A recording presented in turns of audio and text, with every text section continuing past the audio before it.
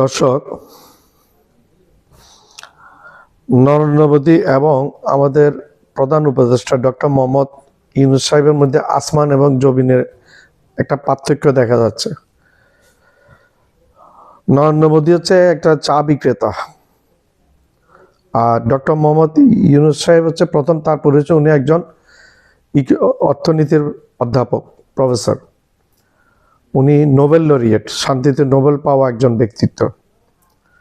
উনি গ্রামীণ ফোনের উদ্যোক্তা, উনি প্রতিষ্ঠাতা গ্রামীণ ফোনের, উনি গ্রামীণ ব্যাংকের প্রতিষ্ঠাতা,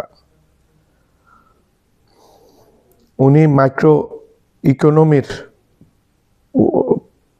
ফাউন্ডার, প্রতিষ্ঠাতা। তো এত কিছু গুণ যার মধ্যে আছে, এবং যে সারা বিশ্বব্যাপী যার পরিচিতি, এক নামে পরিচিতি, এক নামে চিনে, তার সাথে একটা চাওয়ালা মোদির কোনো তুলনা হয়? আমি মানুষের সাথে মানুষ তুলনা করতে চাই না, কিন্তু চাওয়ালা মোদি প্রথম যখন ডক্টর মোহাম্মদ ইউনূস সাহেব ক্ষমতা এসেছিলেন, এসে মাত্র আমেরিকাতে উনি জাতিসংঘে ভাষণ দিতে যাচ্ছেন, তার আগে উনি চেয়েছিলেন ওইখানে মোদি যাবে, মোদির সাথে একটা মিটিং করার জন্য। সেই মোদি ওইখানে গিয়ে তাড়াতাড়ি ডক্টর ইউনূস সাহেবের সাথে মিটিং না করে সে চলে এসছে, অ্যাভয়েড করেছে ডক্টর মোহাম্মদ ইউনূস সাহেবকে।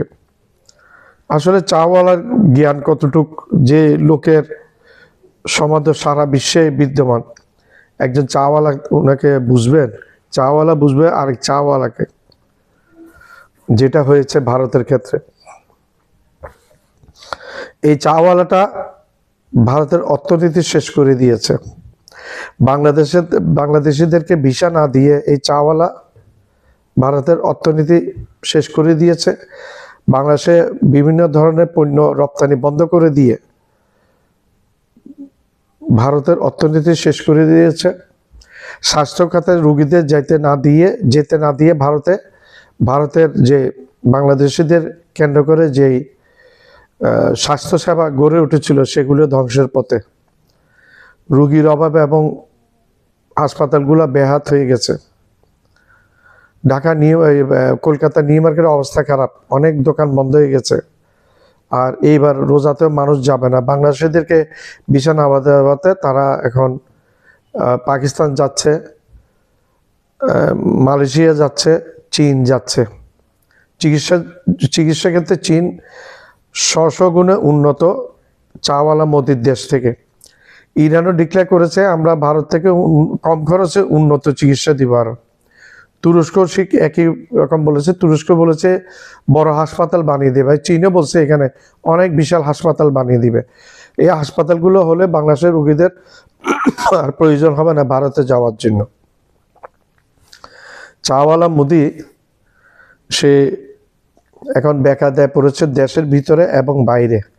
এর মধ্যে সে যেরকম একটা খুনি, আমাদের পতিত পলাতক খুনি শেখ হাসিনাকে আশ্রয় দিয়েছে, আরো গর্হিত কাজ করেছে এই মোদি। একদিন এই মোদিকে জবাবদিহি করতে হবে এই সমস্ত কিছুর জন্য। মরুভূমিতে বহু আশায় পানির জন্য দৌড়ানোর পর যখন কোনো ব্যক্তি গিয়ে দেখে এ পানি নয়, বরং বালুর বুকে আলোর খেলায় জেগেছে মরীচিকা ছল, তখন তার আর কিছুই করার থাকে না। হতাশ হওয়ার শেষ ইচ্ছেটুকু খুইয়ে তিনি আর নিরাশও হতে পারেন না, সব ছেড়ে দেন প্রকৃতির উপর। ভারতেরও হয়েছে সেই দশা, যাকে অবারিত তৃষ্ণার জল ভেবে ভারতের প্রধানমন্ত্রী নরেন্দ্র মোদী কোটি টাকার জ্বালানি পুড়িয়ে হাজির হয়েছিলেন মার্কিন মুলুকে ওভাল অফিসে। সেখানে গিয়ে দেখলেন আসলে শীতেরও মেঘে গোপন কুয়াশা লেগে ছলনা উঠেছে জেগে, এ নহে বাদল। চাতক মোদির তৃষ্ণাও তাই মিটল না, উল্টো হতাশায় গলা শুকিয়ে হয়েছে আরো কাঠ। ট্রাম্পের সাথে ওয়াশিংটনে যখন বৈঠক চলছে মোদির, তখন গদির আশায় থাকা একদল মানুষের বুকের ভেতর পড়ছে আশা জল। এই বুঝে আসছে সুখবর, ক্ষমতাহীনতার খরা ঘোচাতে আসছে কাঙ্ক্ষিত বাদল। না, তেমন কিছু হলো না। সামনে পড়ে থাকলো কেবল তপ্ত বালু, যে বালুতে পা পুড়ে খাক, গলায় পড়ে ফোসকা। কেবল সাংবাদিক সম্মেলন নয়, তৃষিত ভারত ট্রাম্প মোদির বৈঠকেও বাংলাদেশ প্রসঙ্গ তুলেছিল। আশা ছিল হালে পানি পাওয়া যাবে।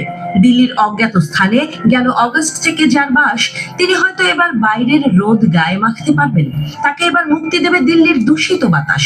বাংলাদেশ না হোক, আমেরিকা ভ্রমণের একটা সবুজ সংকেত হয়তো তিনি পেতে পারেন। সেই সাথে বাংলাদেশের বর্তমান সরকারের ওপরও দেয়া হতে পারে একটা বড় সড় চাপ। মার্কিন প্রেসিডেন্ট ডোনাল্ড ট্রাম্প অবশ্য সেই পথে হাঁটলেন না। শত শত বিষয়ে সাবেক প্রেসিডেন্ট জো বাইডেনের সাথে তার দ্বিমত আছে। বাইডেন আমলের বহু নীতি তিনি অস্বীকার করেছেন, নিমেষেই বদলে দিয়েছেন নির্বাহী আদেশে।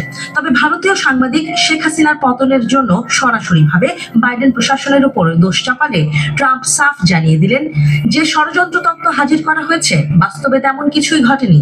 বাইডেনের উপর দোষ চাপিয়ে ট্রাম্পকে খুশি করে স্বীকারোক্তি আদায়ে ব্যর্থ হয় ভারত। উল্টো ট্রাম্প সোজা জানিয়ে দেন, হাসিনা পতনে যুক্তরাষ্ট্রের গোপন কোনো হাত নেই। ওয়াশিংটন এই বিষয়ে কোনো ভূমিকা রাখেনি, বরং এই বিষয়ের চর্চা বহু বছর ধরে ভারত করে আসছে। তাই সেই প্রশ্নটি তাকে নয়, মোদীকে করাই শ্রেয়। সেখানেই থামেননি ট্রাম্প, সরাসরি প্রশ্নটি তিনি মোদীর কোর্টেই ঠেলে দেন। তবে বিষণ্ণ মোদী তখন মিত্র হাসিনাকে না চেনার ভান করেন। সোজা দক্ষিণ এশিয়া থেকে এক লাফে চলে যান ইউরোপে, কথা বলতে শুরু করেন ইউক্রেন যুদ্ধ নিয়ে। মোদী কথা না বললেও ভারতের পররাষ্ট্র সচিব বিক্রম মিশ্রি সত্যটা আড়াল করতে পারেননি। ট্রাম্পের বক্তব্যকে দিল্লি কিভাবে ব্যাখ্যা করেছে এবং বাংলাদেশকে নিয়ে কি বিষয়ে আলোচনা হয়েছে, এমন প্রশ্নের জবাবে মিশ্রি জানিয়েছেন, বাংলাদেশ বিষয়ে ভারতের উদ্বেগের কথা ট্রাম্পের কাছে তুলে ধরা হয়েছে। মিশ্রি বলেছেন, আমরা আশা করি বাংলাদেশের পরিস্থিতি এমন দিকে এগিয়ে যাবে যেখানে আমরা তাদের সঙ্গে গঠনমূলক ও স্থিতিশীল পথে সম্পর্ক চালিয়ে নিতে পারবো। এক্ষেত্রে কিছু উদ্বেগ রয়েছে এবং প্রেসিডেন্ট ট্রাম্পের কাছে সেসব বিষয়ে অভিমত তুলে ধরেছেন প্রধানমন্ত্রী।